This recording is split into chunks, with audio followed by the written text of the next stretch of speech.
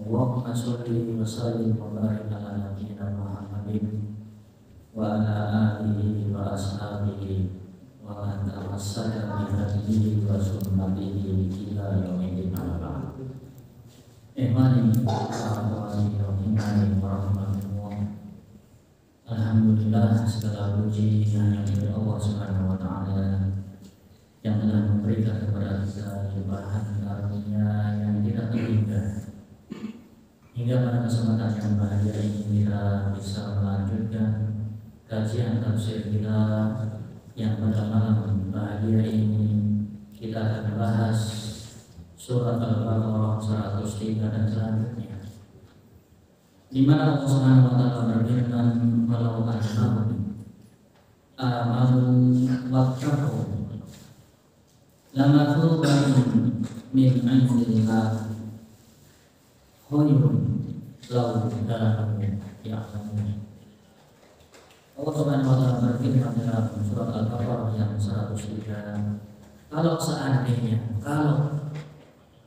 seandainya mereka, yaitu ahli kitab, mereka beriman, mereka bertakwa, sungguh pahala di sisi Allah jauh lebih baik bagi mereka kalau seandainya mereka mengetahui.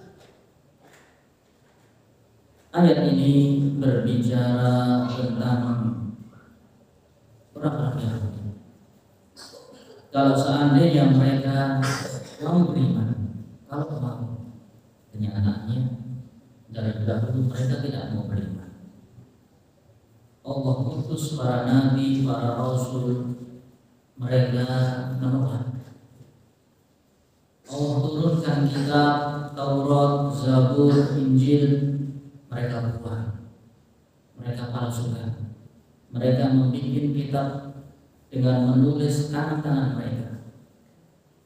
Maka di sini dalam ayat ini mereka dikatakan oleh Allah, kalau seandainya, Allah mengandai, berarti bahwasanya keimanan bagi orang-orang Yahudi itu mustahil. Mereka dari dahulu hingga hari kiamat tidak pernah beriman kepada Allah. Kalau mereka beriman, tentu tidak seperti itu kelakuannya. Seperti ayat yang sebelumnya, mereka wattaba'u ma tatlu syayatin, mereka lebih dominan, lebih condong, lebih suka mengikuti apa yang dibacakan setan kepada mereka, dan mereka mengikuti sihirnya Harut dan Marut. Maka di dalam ayat yang ke-103 ini Allah Subhanahu wa taala berandai, kalau seandainya mereka bangsa Yahudi mau beriman dan takut kepada Allah, mereka bertakwa kepada Allah, maka sungguh pahala di sisi Allah jauh lebih baik dari apa yang mereka dapatkan. Kalau seandainya mereka mengetahui, namun kenyataannya mereka lebih mendapatkan hawa dan nafsu. Berkata Imam As-Sa'di menafsirkan ayat ini, walamma kana min al-awa'id qadariyah wal hikmah ilahiyah anna man taraka ma yanfa'uhu amkanahu al-intifa bihi falam yantafi utuliya istinghal ma. Imam As-Sa'di dalam tafsir dari di tafsir Al-Manan, beliau menerangkan, dan di antara keputusan Allah yang qadariyah dan termasuk hikmah ilahiyah, barang siapa yang sengaja meninggalkan apa yang bermanfaat yang Allah berikan dan dia tidak mau mengikuti, maka dia akan dipuji dengan sebaliknya. Mereka dahulu ahli kitab diberikan kitab, diperintahkan untuk beriman, diberikan kitab untuk mereka pelajari, mereka amalkan, namun justru mereka membuangnya. Maka ketika orang meninggalkan sesuatu yang baik, ia akan terjerumus kepada sesuatu yang buruk. Sebagaimana ayat sebelumnya, mereka terjerumus mengikuti apa-apa yang dibaca oleh para setan dari ilmu sihir. Dan ini berlaku kepada siapa saja, bukan hanya ahli kitab. Siapapun yang meninggalkan apa yang bermanfaat, maka dia akan terjerumus kepada sesuatu yang bermanfaat untuk dirinya, membahayakan untuk dirinya, baik di dunia, baik di akhirat. Faman taraka ibadatul rahman. Kemudian beliau mulai mencontohkan. Maka barang siapa yang sengaja meninggalkan beribadah kepada Ar-Rahman, Allah yang Maha Kasih, Allah yang Maha Penyayang, ubtulia bi ibadatil awthan, maka dia akan terjerumus mengabdi, menyembah kepada berhala. Diperintah untuk menyembah Allah tidak, maka dia akan terjerumus beribadah kepada selain Allah. Di antaranya berhala, di antaranya hawa nafsu, di antaranya setan. Ini sudah sunatullah. Orang diperintahkan kebaikan tidak mau, berarti perbuatannya akan terjerumus kepada keburukan-keburukan. Orang yang diajak untuk mengibadahi Allah enggan, maka dia akan terjerumus beribadah kepada selain Allah. Ini suatu logika yang aneh. Waman taraka mahabbatullah, barang siapa yang meninggalkan cinta kepada Allah, takut kepada Allah, berharap kepada Allah, maka dia akan terjerumus kepada kecintaan kepada selain Allah, yaitu musuh-musuh Allah. Entah itu setan, dia cinta setan, cinta hawa nafsu, cinta dunia, cinta harta, cinta apa? Selain Allah. Bukankah kita diperintahkan untuk mencintai kepada Allah? Yuhibbun Allah. Kita diperintahkan agar kita beriman kepada Allah, cinta kepada Allah. Dengan kecintaan tersebut melahirkan ibadah kepada Allah. Kita gemar beribadah, entah itu sholat, entah itu zakat, entah itu berzikir, entah ibadah apa saja yang sifatnya makhluk atau ibadah yang bukan makhluk, membantu manusia, berbuat kepada baik kepada orang tua, menyambut fakir miskin, memperhatikan para janda, menghilangkan rintangan-rintangan yang bijak, yang mengganggu janda.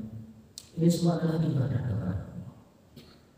Maka ketika seorang enggan beribadah kepada Allah, maka dia akan terjerumus kepada kemaksiatan kepada Allah.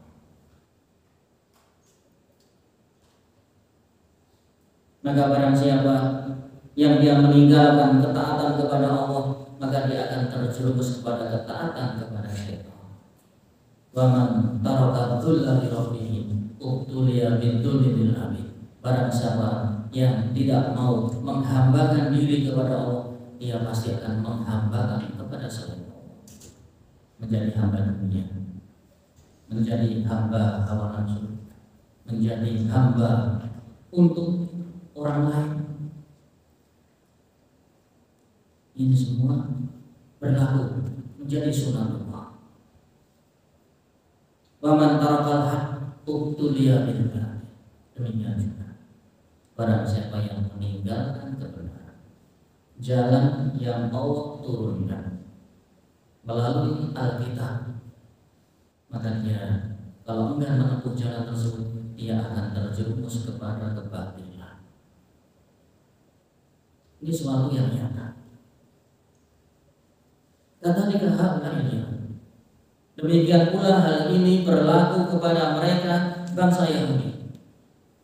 Lamma nabadu kitab Allah, ketika mereka berani melempar kitab Allah, membuang kitab Allah, melalaikan kitab Allah, merubah kitab Allah, ittaba'u ma tatlu syayatin, maka mereka terjerumus apa-apa yang dibacakan setan untuk mereka.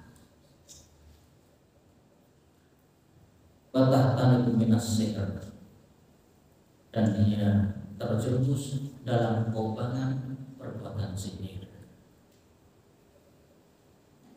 Ini semua adalah sunatullah. Sunatullah yang terjadi kepada para hamba kapan saja, di mana saja, hingga hari kiamat. Kemudian juga berkata Imam Al-Qurtubi di dalam tafsirnya, summa bayyana subhanahu. Kemudian Allah Subhanahu wa taala menerangkan kepada kita al-manafi' allati ta'udu alaihi, yaitu manfaat yang akan kembali kebaikan kepada diri kita, yaitu apa? Mengikuti al-haq, mengikuti kebenaran. Ba'dakan bayan al-idrar alladhi tarattaba 'alaiha ittiba'il lil batil.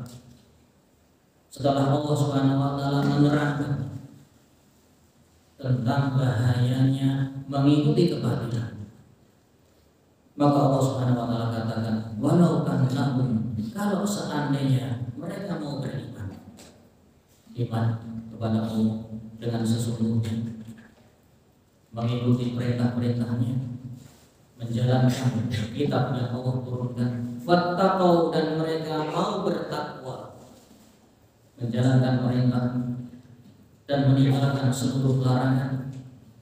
Dan kalimat takwa ini sudah semenjak dahulu diperintahkan oleh Allah. Ya, kalimat takwa bukan hanya diperintahkan kepada kita kaum muslim sejak zaman dahulu. Iman takwa selalu disinggung di dalam kitab-kitab sebelum Al-Quran. Dan hakikatnya agama itu satu, yaitu mengesahkan Allah, yang disembah adalah Zat yang Maha Esa, yaitu Allah Subhanahu wa taala. Hanya yang berbeda adalah syariatnya. Karena yang namanya syariat itu sesuai zaman, kondisi, dan keadaan. Syariatnya Nabi Adam tentu tidak sama dengan syariatnya Nabi Nuh. Syariatnya Nabi Nuh tentu tidak sama dengan syariatnya Nabi Idris.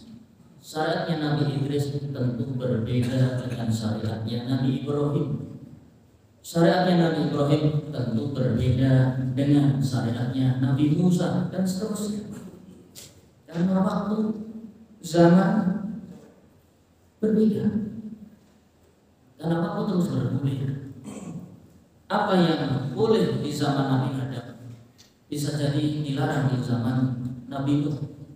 Padahal Nabi Nuh adalah generasi ke-10 dari Nabi Adam.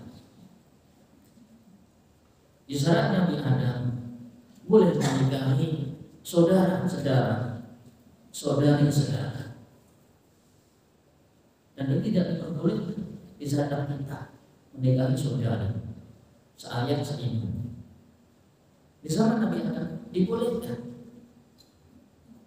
Kenapa? Karena manusia di saat itu sangat minim. Kalau tidak mereka menikah dengan satu keluarga, menikah dengan siapa lagi? Dengan jin. Maka syariat itu menyesuaikan keadaan dan zaman dan kondisi serta waktu.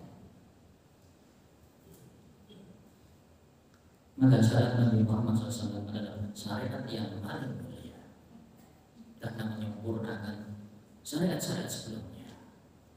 Seperti puasa misalnya, seperti sholat misalnya.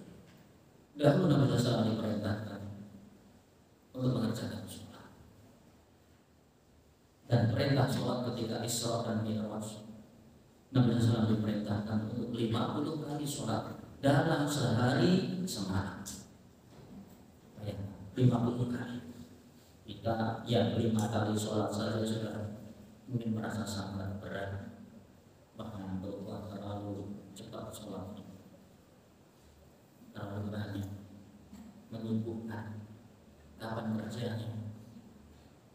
Ini perlu dimakan. Dahulu awal perintah dari Allah 50. Begitu Nabi SAW menerimanya, kemudian turun ke langit, ya, kemudian ditegur oleh Nabi Musa, wahai Muhammad, umatmu tidak akan sanggup mengerjakan sholat dalam sehari 50 kali.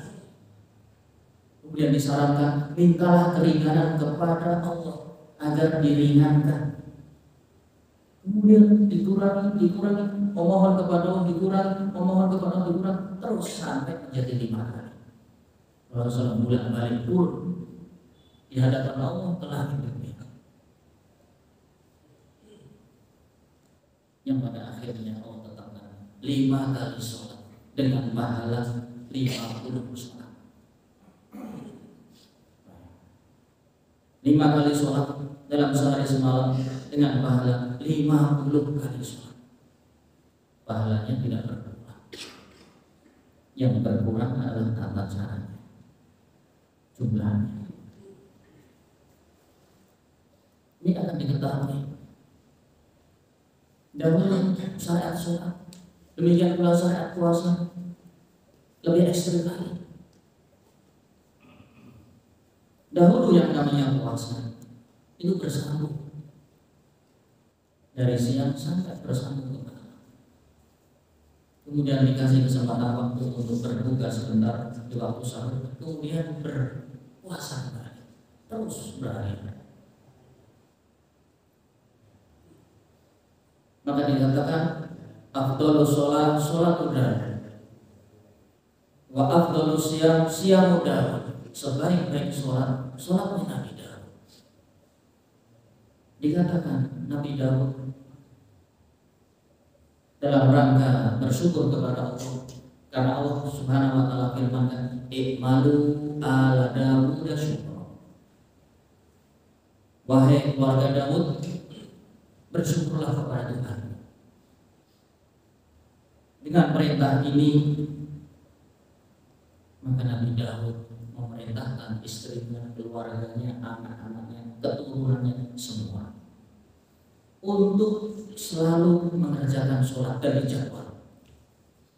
Waktu ini fulan, waktu ini fulan, waktu ini fulan. Terus sehingga dalam sehari semalam selalu ada yang mengerjakan sholat, ada yang berdiri menghadap Allah dengan cara bergantian.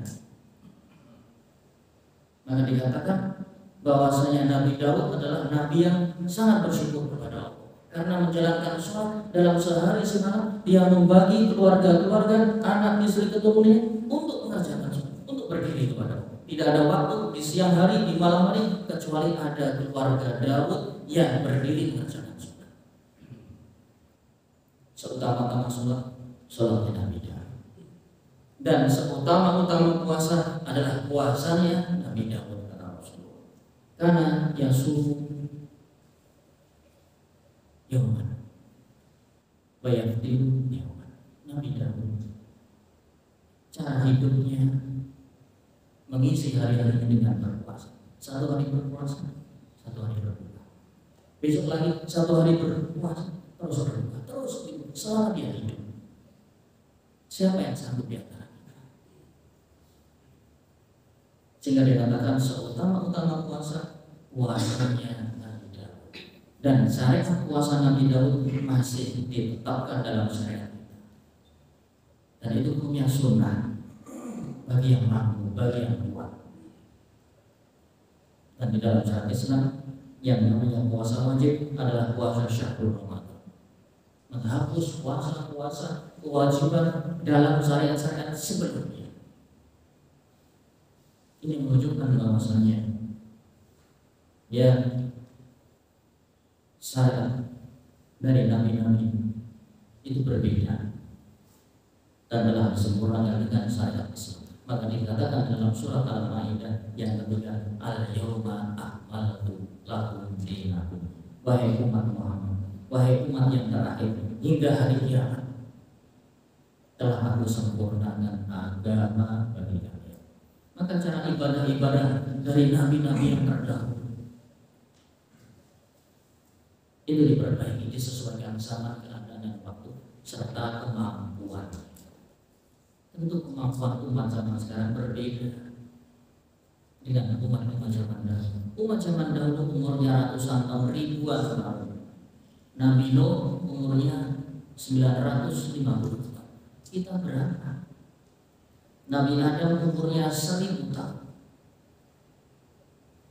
Kita berapa ratus tahun? 500 tahun. Kalau orang hidup 500 tahun kita akan lalu semua.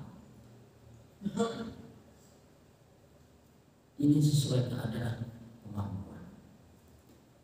Maka syariat itu sesuai dengan zaman dan waktu kemampuan. Adapun yang disembah adalah Zat yang Maha Esa. Kemudian dikatakan bahwasanya mator akan menimpa mereka. Allah katakan walau annahum amanu, kalau seandainya mereka mau beriman, wattaqau, dan mau bertakwa, lamatsubatun min indillah, niscaya pahala dari sisi Allah itu lebih baik daripada yang mereka dapatkan hari ini. Atau berapa? Kalau seandainya mereka menyadari, memahami, yaitu ulama kalian, yaitu orang-orang Yahudi yang meninggalkan kitab mereka, karena dia meninggalkan kitab mereka terjerumus mengikuti hawa nafsu dan kebaikan. Mereka tidak mau beriman kepada Nabi Muhammad, justru mereka terjerumus beriman kepada para setan. Mereka meninggalkan kitab Taurat, Zabur, Injil mereka justru terbelenggu dengan kitab-kitab sihir.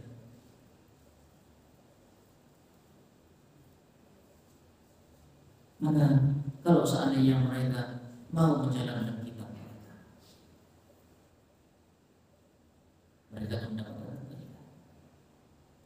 Lihat hidupnya orang-orang Yahudi. Mereka tidak punya negara, tidak punya tempat, selalu teragam. Lihat sejarah kelam Bani Israel. Yang dahulu pada awal mula mereka hidup di Mesir. Mereka adalah bangsa Kipti. Di zaman Nabi Musa mereka terbelenggu oleh Fir'aun. Bahkan jauh sebelumnya di zaman Nabi Yusuf mereka juga terlindas. Karena hakikatnya orang-orang Yahudi mereka keturunan Yakub alaihissalam. Kehidupan mereka selalu diadab oleh Allah karena kedurhakaan mereka. Walaupun mungkin sekarang mereka memiliki kekuatan, tidak ada, pasti akan hancur. Sebagaimana yang tertera di dalam surat Al-Isra, amarna mutrafiha fawasaqu fiha fahaqqa 'alaihal qawlu fadammarnahu tadmira. Mereka tidak pernah langgeng kekuatan mereka. Allah akan putus orang-orang bodoh, orang-orang pandir di antara mereka sendiri, bukan orang lain. Jadi yang menghancurkan Bani Israel bukan orang lain, mereka sendiri. Fadammarnahu tadmira, maka kami hancurkan mereka sehancurkan. Mereka terkena azab. Bagaimana ketika hidup zaman Nabi Musa, di zaman yang itu Allah berikan kenikmatan, namun mereka kufur terhadap nikmat Allah, sehingga mereka disesatkan di padang pasir selama 40 tahun. Bahkan ketika mereka menyembah patung anak sapi, Allah azab mereka dengan cara membunuh diri mereka dengan tangan mereka. Mereka binasa, selalu binasa dengan tangan mereka. Oleh sebab itu, amarna mutrafiha fawasaqu fiha. Allah perintahkan orang-orang yang mutraf di antara mereka kemudian berbuat kerusakan di antara mereka. Ketika di zaman Nabi-Nabi setelahnya,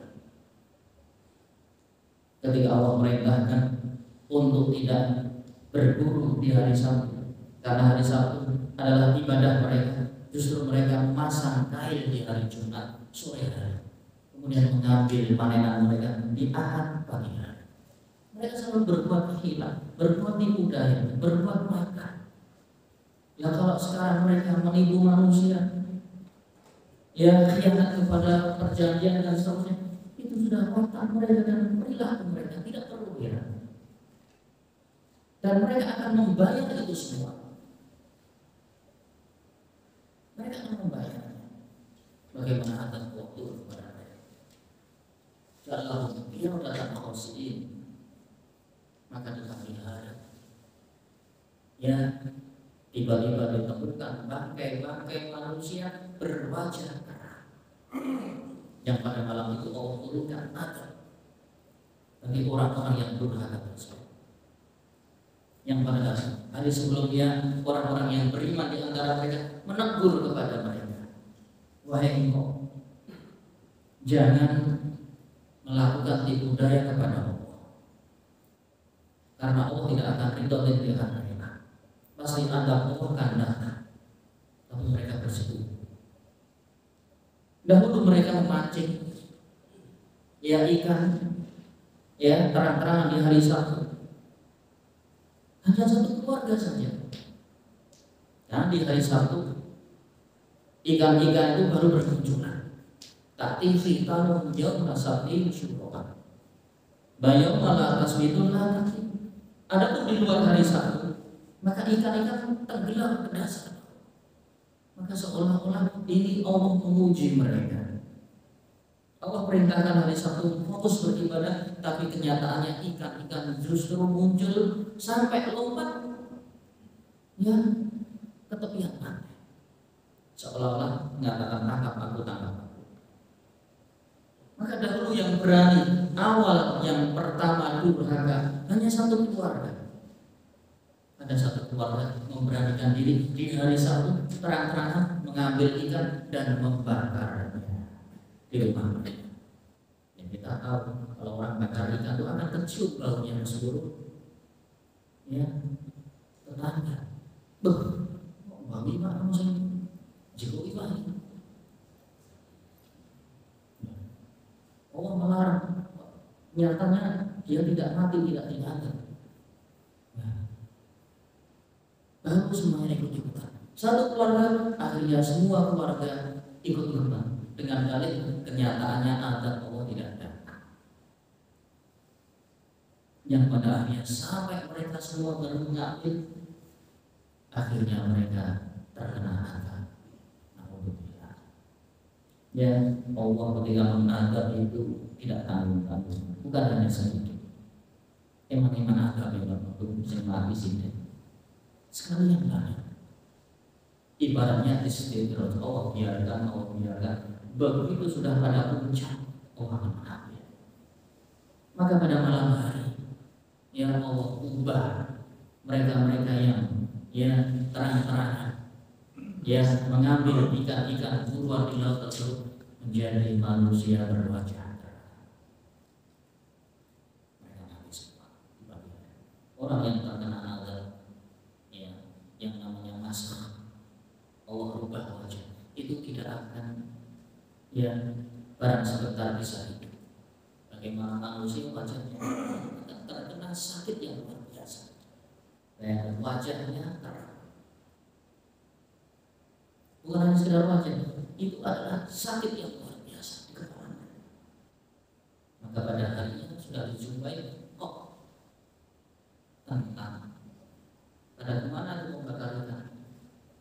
Kemudian dibuka gerbang mereka dan mereka sudah bergelimpangan semua. Ribuan puluhan ribu tewas. Bukan hanya satu dua, bukan 1.000 2.000, puluhan ribu bergelimpangan mati semua.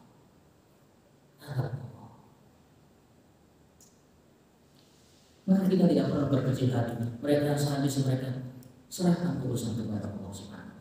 Kita hanya bisa membantu saudara-saudara kita sekuat tenaga kita.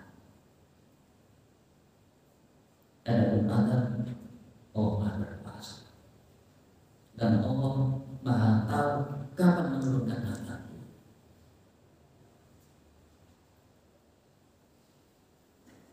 Maka bangsa Yahud, haulai, mereka ya nabiyina li kitabillah, mereka membuang ayat-ayat Allah, maka mereka terjerumus kepada kebatilan. Maka kata Allah, lamatsubatun min indillah, kalau seandainya mereka mau beriman, mau berdakwah, sungguh pahala Allah lebih baik dari yang mereka dapatkan sekarang ataupun nanti ataupun kapan. Ini menunjukkan bahwasanya keimanan, kebaikan orang Yahudi itu mustahil terjadi. Karena dalam ayat sendiri Allah mengatakan kalau seandainya, kalau saja Allah mengatakan dan itu adalah suatu kepastian. Hingga hari kiamat mereka tidak akan pernah beriman. Hingga hari kiamat mereka tidak akan pernah berbuat kebaikan. Sehingga ya Allah Subhanahu wa taala mengecam di dalam ayat. Kemudian Allah Subhanahu wa taala berfirman, ya ayyuhalladzina amanu la taqulu ra'ina wa qulu dzurna wasma'u walil kafirin adzabun alim. Kemudian Allah Subhanahu wa taala memberikan peringatan kepada orang-orang yang beriman. Ya ayyuhalladzina amanu, wahai orang-orang yang beriman. Allah menyebut panggilan keimanan. Berkata para salaf, apabila disebut di dalam ayat-ayat Al-Quran panggilan orang-orang yang beriman, maka berikanlah telinga-telinga kalian. Ikutilah perintah-perintahnya, jauhi larangan-larangannya. Ini satu kaidah. Kalau di awal ayat ada panggilan wahai orang-orang yang beriman, maka di situ pasti ada perintah atau larangan yang kita wajib untuk mengikutinya. Maka di sini pun dikatakan, wahai orang-orang yang beriman, la taqulu ra'ina, jangan engkau katakan ra'ina, lihatlah kami, tapi dengan bahasa kalimat ra'ina. Wa qul unzurna, namun katakan dengan ucapan unzurna. Wasma'u, dan dengarkan kami. Maka sesungguhnya orang-orang kafir adalah mendapatkan azab yang pedih. Di dalam ayat ini Allah Subhanahu wa taala melarang hamba-Nya orang-orang yang beriman untuk mengikuti perbuatan orang-orang kafir di dalam ucapan mereka, di dalam gerak-gerik mereka, perbuatan mereka, dan seterusnya. Yang dimana orang-orang Yahudi mereka dahulu bermain-main ucapan. Mereka orang yang fasik, berkata sesuatu namun memaksudkan makna yang lain. Mereka suka membohongi manusia. Mereka mengucapkan satu lafaz, tapi makna yang mereka maksudkan berbeda dari yang dipahami manusia. Di mana orang-orang Yahudi dahulu mengatakan rohnya apabila bertemu dengan Rasulullah, mereka mengatakan rohnya. Kalau bahasa Arab rohnya itu artinya dengarkan kami, lihat. Tapi mereka menyalahgunakan. Rohina yang mereka ucapkan bukan maksudnya adalah lihat kami, dengar kami, tapi artinya wahai orang yang beriman, orang yang tadi jika diambil dari kata rukunan. Karena bahasa Arab ini multi tafsir, bisa digunakan benar juga bisa dikatakan dipahami makna yang salah, maka kalimat rohina ini dilarang untuk diucapkan di hadapan Nabi. Namun mengganti dengan kalimat yang lebih selamat, yaitu unzurna, lihatlah. Kalimat Allah yang tidak memiliki makna kecuali hanya makna yang benar, melihat. Tapi kalau kata ro'ina itu bisa bermulti tafsir. Bisa dikatakan sebagai penggembala, bisa dikatakan sebagai orang yang pandai, bisa dikatakan orang yang idiot dan seterusnya. Dan juga bisa dipahami dengan makna ijtihad. Tapi orang-orang Yahudi berjumpa Nabi mengatakan kalimat ro'ina, kemudian mereka tertawa. Sebab dari itu ayat ini adalah orang-orang Yahudi memanggil Nabi SAW dengan ro'ina, yang dipahami penggembala kami, wahai orang yang pandai yang menunggu, dan bisa juga dipahami lihatlah kami. Karena mereka sambil tertawa-tertawa, maka salah satu sahabat yang bernama Sa'ad ibnu Mu'adz, bangsawan dari penduduk Madinah yang mengetahui gaya bahasa mereka, kemudian marah dan membentak mereka. Demi Allah, jangan kamu katakan kepada Nabi kami ro'ina. Yang dia tahu maksud dari ro'ina dari bahasa mereka adalah cercaan, celaan. Wahai orang yang bodoh, wahai orang yang mandul, yang idiot, yang bodoh. Kalau saya mendengar di antara kalian mengucapkan kalimat ro'ina, niscaya akan aku penggal leher-leher kalian. Kemudian orang Yahudi mengatakan, bukankah engkau juga mengatakan demikian? Maka turunlah ayat ini. Maka mulai hari itu, detik itu memanggil Nabi SAW dengan ro'ina, lihatlah kami, maka dilarang. Maka diganti dengan ucapan undur, yang sama-sama artinya melihat, tapi kalimat undur dengan kalimat yang lebih jelas, tidak memulti tafsir makna-makna yang lain. Dan ini adalah perbuatan Yahudi, orang Yahudi dari dulu demikian. Ini adalah salah satu musuhnya orang Yahudi, mengucapkan satu lafaz tapi mereka memaknai makna yang lain. Wa aradu ayyaqulu isma' lana, di mana mereka orang Yahudi mengatakan dengarkan kami, mereka mengatakan ro'ina, yang diambil dari kata ru'una, yang bisa multi tafsir, bisa melihat, bisa dijadikan sebagai penggembala. Wahai penggembala kami, budak-budak kami, atau bahkan dikatakan dengan ru'una yang artinya pandir, bodoh. Dan ini tidak pantas diucapkan kepada Nabi SAW. Sebagaimana Allah turunkan dalam ayat yang lain, wa minal ladina hadu yuharrifunal kalima an mawadhi'i, dan termasuk kebiasaan buruk orang-orang Yahudi, mereka mentahrif ucapan-ucapan, membilang-bilangkan kata. Yuharrifunal kalim, ya, mereka mentahrif, merubah ucapan. Jangankan hanya sekedar ucapan, kitab mereka saja mereka ubah. Taurat, Zabur, Injil, mana yang asli? Tidak ada satu pun yang asli.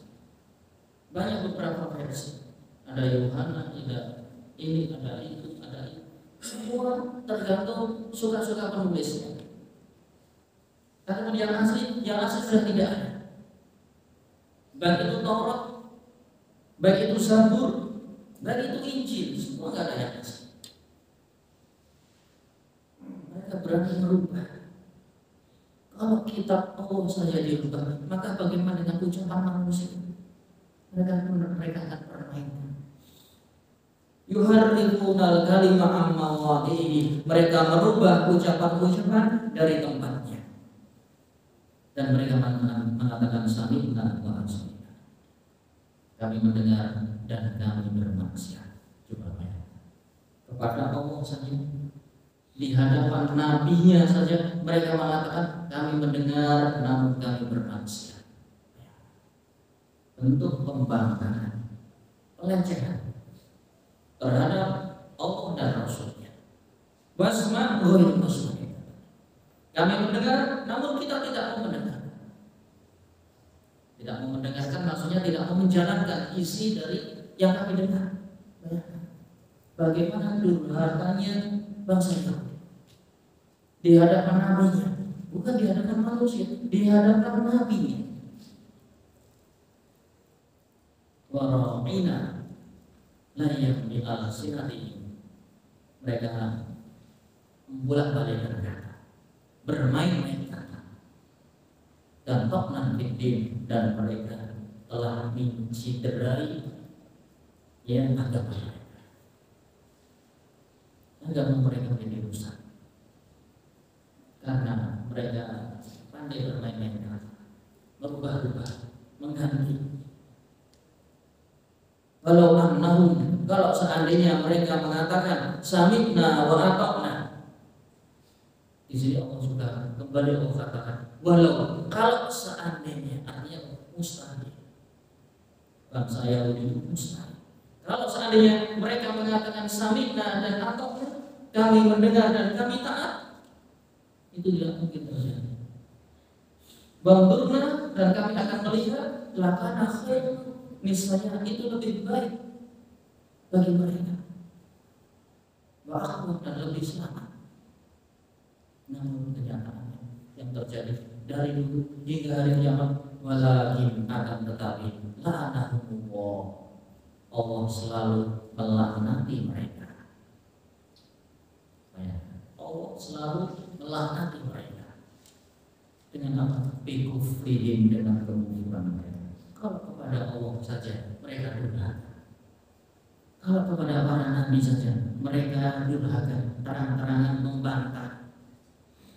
Bagaimana manusia ada di alam bukan manusia. Ini yang ada di akal mereka, di otak mereka. Mereka terhadap nabi saja, orang yang paling mulia di muka bumi, utusan Allah, mereka berani durhaka. Fala yu'minuna illa qalila, maka tidak ada yang beriman di antara mereka kecuali sangat sedikit. Dan banyak di dalam hadis-hadis yang merupakan perbuatan Yahudi di dalam membelak-belakkan kata, seperti ucapan salam, assalamualaikum. Assalam artinya keselamatan, namun dibelokkan oleh orang-orang Yahudi melalui mulut mereka, assalamualaikum. Sam artinya kebinasaan, selamat. Salam lamanya dihilangkan jadi samun alaikum. Kalau terdengar hampir mirip, ini adalah karena kepandiran mereka. Mereka pandai membelak-belakkan, merubah kata-kata, bermain kata-kata. Suatu hari Rasulullah SAW diucapkan kepada orang Yahudi, samun alaih, semoga kebinasaan menimpa kamu wahai Nabi Allah. Aisyah, istri Nabi yang berada di sampingnya, mengatakan samun alaika wala'atullah wa ghadabullah, dan seterusnya. Saking marah. Ini Nabi, ini makhluk mulia, justru dilontarkan ucapan kebinasaan, maka dibalas oleh Aisyah, semoga kebinasaan, laknat, murka, dan seterusnya menimpa kalian. Maka dikatakan oleh Rasulullah, mahlan ya Aisyah, sabar sedikit wahai Aisyah. Apa yang mereka katakan? Mereka mengatakan samun alaikum. Maka jawab dengan kata wa'alaikum. Kalau mereka berdiri berdoa keburukan, maka jawab dan kepada kalian, cukup. Tidak usah ditambah samun alaikum, wala'natukum, itu berlebihan. Maka orang juga tidak boleh bermain perasaan dalam bermuamalah dengan orang Yahudi. Harus sesuai kadarnya. Rasulullah menasihati Aisyah, meluruskan Aisyah, cukup dengan menjawab wa'alaikum. Tidak, samnya tidak perlu diulang, tidak perlu ditambahi gotobomo, tidak perlu ditambahi laknat. Mereka sudah terlaknat tanpa kamu berbicara, sudah dari semuanya mereka dianggap, mereka terlaknat, mereka lebih kejam dari binatang. Itu semua sudah tahu. Tapi ketika kita berinteraksi yang sepadan, Maka Rasul mengatakan, jawab wa alaikum. Kemudian Aisyah bertanya, kenapa? Maka dijawab alasannya, doa mereka tidak dikabulkan, sedangkan doa kamu akan dikabulkan oleh Allah. Maka cukup. Dan kepada kalian, mereka mendoakan keburukan, maka kembalikan kepada mereka dan kamu juga. Tapi kelebihannya, doa mereka kepada Allah tidak akan pernah dikabulkan, tidak pernah. Sedangkan doa kita Allah akan kabulkan. Maka jangan berlebihan. Ini di antara cara berinteraksi. Ya, sesuatu itu ada kadarnya. Kita jangan bermain perasaan, juga jangan bermain ego, tapi yang seimbang. Ini saja diajarkan oleh Rasulullah SAW. Ketika apa? Ketika Rasulullah diucapkan kebinasaan oleh seorang Yahudi, maka Rasulullah mengatakan, waalaikum, cukup katakan wa Aisyah, waalaikum, karena doa mereka akan ditolak oleh Allah, sedangkan doamu akan diterima oleh Allah, didengar Allah dan dikabulkan oleh Allah.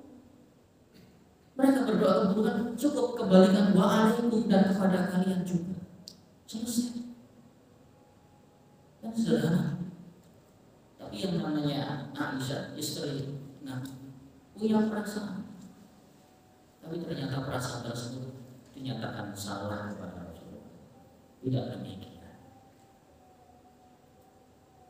Maka ini salah satu bentuk ya permainan-permainan kata mereka. Dan masih banyak yang lain. Ya, yaitu ucapan-ucapan yang mereka rubah-rubah, yang mereka permainkan, yang tujuannya memantau kaum muslimin. Maka bagi kita cukup menjelaskan pada mereka, dan kamu juga. Selesai. Tidak perlu dikuadratkan. Tanpa kita mengucapkan, Allah sudah mengkuadratkan mereka itu bangsa yang tidak pantas hidup di muka bumi. Maka selalu mereka mendapatkan apa? Laknat. Kapanpun mereka terlaknat. Namun, ya hendaknya ucapan-ucapan kita selalu bermanfaat.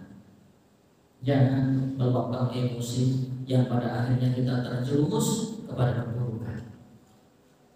Ini yang perlu kita sadari. Ya, terkadang orang berlebihan, terkadang emosi, ya betul emosi, tapi sesuaikan dengan agama. Bagaimana agama kita berpegang teguh. Apa yang disabdakan Nabi kita pegang. Jangan seperti mereka. Mereka menyelisih Nabi, kita juga ikut menyelisih Nabi. Maka di sini Allah katakan, ya ayyuhalladzina amanu la taqulu ra'ina. Wahai orang yang beriman, jangan kau berkata ra'ina, tapi pilihlah kata yang lain, unzurna. Supaya apa? Supaya kita tidak menyerupai orang Yahudi. Maka di dalam ayat ini larangan untuk menyerupai orang Yahudi. Islam melarang kaum muslimin ikut-ikutan bangsa Yahudi dalam segala hal. Dan ini adalah termasuk tujuan beribadah. Di antaranya ucapan ini. Orang Yahudi mengatakan Rabbana, kita dilarang ucapan ini. Pilih kata yang lain. Mereka berpuasa. Di antaranya berpuasa di hari Jumat, di hari Sabtu. Maka Islam melarang. Kecuali ada sekali. Banyak hal. Mereka merayakan perayaan-perayaan. Orang Yahudi itu setiap apa ada dijadikan perayaan. Maka kita dilarang umat Islam. Kita tidak memberikan perayaan kecuali di hari dua Idul Fitri dan Idul Adha. Itu ada tujuannya, maksudnya apa? Supaya tidak ikut-ikutan orang Yahudi. Karena kita dilarang mengikuti cara beragama, cara berpemahaman orang-orang Yahudi. Di dalam hadis dikatakan, ya, man tashabbaha minhum, man tashabbaha biqaumin fahuwa minhum. Barang siapa yang menyerupai, mengikuti suatu kaum, maka dia termasuk di dalam. Mengikuti dalam, meniru di dalam pakaian, meniru di dalam gaya, meniru dalam potong rambut, meniru dalam apa saja. Itu hal-hal sehari-hari, itu dilarang. Bagaimana dengan hal yang sifatnya kaitannya dengan agama? Maka puasa di antaranya, ya, puasa Asyura. Dahulu orang-orang Yahudi selalu mengerjakan puasa di tanggal 10 Muharram. Maka Rasulullah mewasiatkan kepada sahabat, kalau kamu besok berpuasa, puasalah di hari 9 dan 10-nya. Karena orang Yahudi hanya berpuasa di hari tanggal 10 Muharram. Maka supaya beda, hendaknya kaum muslimin berpuasa di 2 hari, tanggal 9, tanggal 10. Ini larangan. Puluhan sabda-sabda Nabi, syariat-syariat Islam yang melarang untuk menyerupai bangsa Yahudi. Ini termasuk maksud dari agama. Maksud diturunkannya agama. Tidak boleh menyerupai dengan segala. Termasuk ya ketika rukuk, ketika sujud di waktu terbit matahari maupun terbenamnya matahari. Karena menyerupai ibadah mereka. Mereka beribadah, mereka sujud ketika matahari terbit, ketika matahari terbenam. Maka umat Islam dilarang di 2 waktu ini. Jangan mengerjakan sholat di waktu ini. Walaupun kita sholat ada rukuknya, ada sujudnya, ada ibadah, tapi karena ada sama-sama sujudnya, dikhawatirkan menyerupai bangsa Yahudi, bangsa Majusi, maka tidak ada. Banyak perintah-perintah, larangan-larangan yang tujuannya agar tidak serupa dengan Yahudi. Karena barang siapa yang menyerupai suatu kaum, dia tergolong mereka, termasuk membuat perayaan-perayaan. Ya, kenapa kita tidak ya melakukan hal itu? Karena ini termasuk tasyadduq bihi.